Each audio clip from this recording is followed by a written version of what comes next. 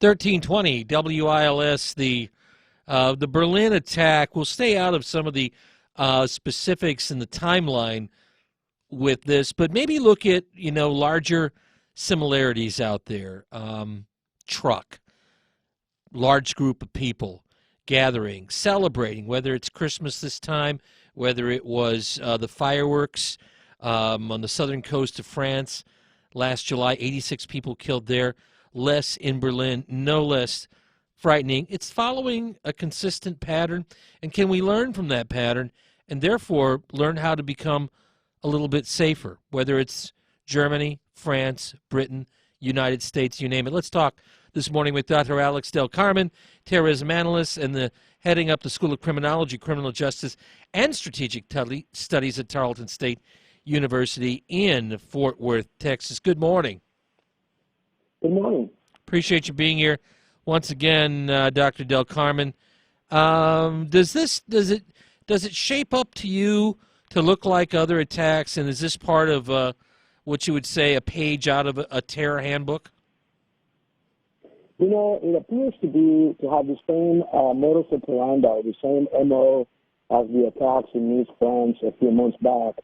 And, of course, anytime you have these types of attacks where you have allegedly one individual inside a truck that runs into a large crowd, and it resembles the other attacks, and at the very least, the rhetoric that ISIS has been discussing for the past few months, we can't help it, but we simply begin to point fingers and say, this is ISIS, and that's terrorism written all over.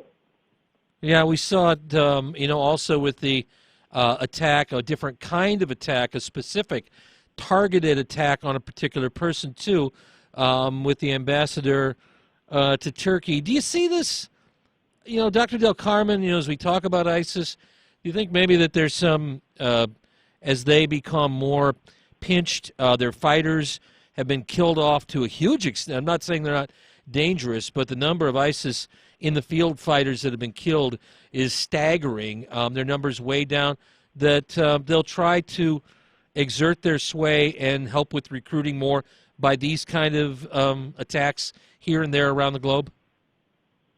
Absolutely. And so if you really think about ISIS from the standpoint of their land-occupied turf, they have been significantly, Right. reduced and minimized. But the ideology remains ever so powerful.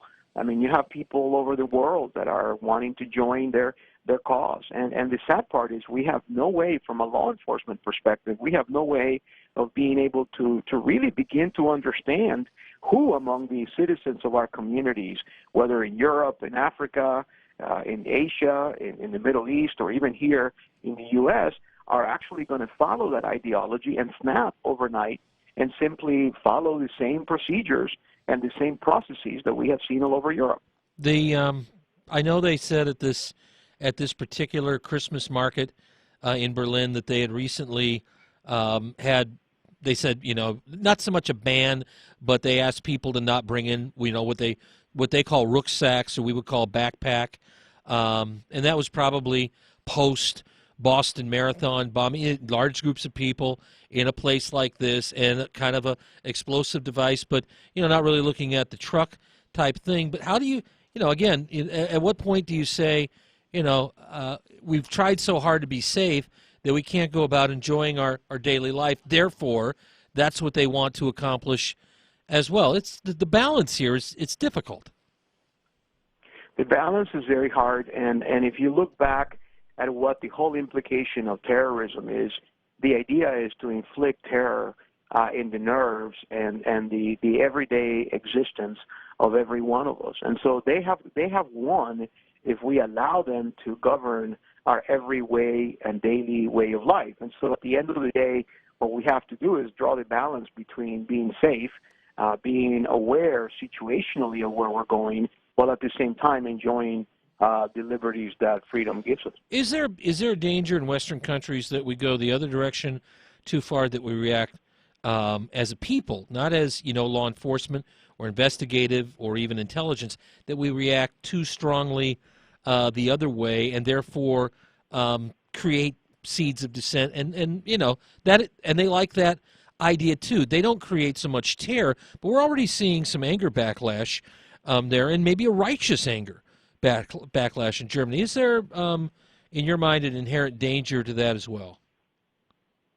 Sure, there is obviously the physical, aspect of endangering and killing people and hurting and damaging infrastructure, but there's also a political aspect to this, very much so, which is that people, part of their technique, part of their mission is to divide people, to get people from a community to begin to backlash against immigrants and to have a divided nation, and they know that they don't have the capability of taking down countries like Germany, the United States, and Sure. various others, that if they can inflict enough terror and if they can inflict enough political divide, then people themselves will do the rest of the work for them. Internal seeds of discord.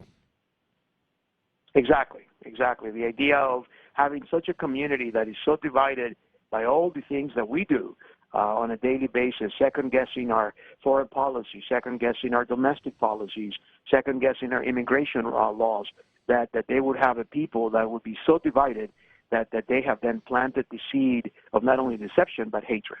You have fresh material here for your students for case studies, I'm sorry to say.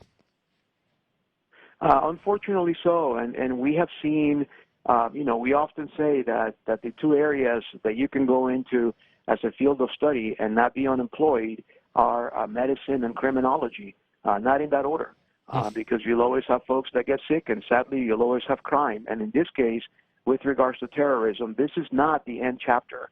This is not the last chapter or the last attack we're going to be talking about. This is unfortunately the beginning of a new era. Never seems to be. Dr. Alex Del Carmen, terror analyst and head of the School of Criminology, Criminal Justice, and Strategic Studies, Tarleton State. Dr. Del Carmen, always welcome on the show. Appreciate your insight and viewpoint today. Thank you. Thanks for having me. More coming up on your morning wake-up, 1320 WILS.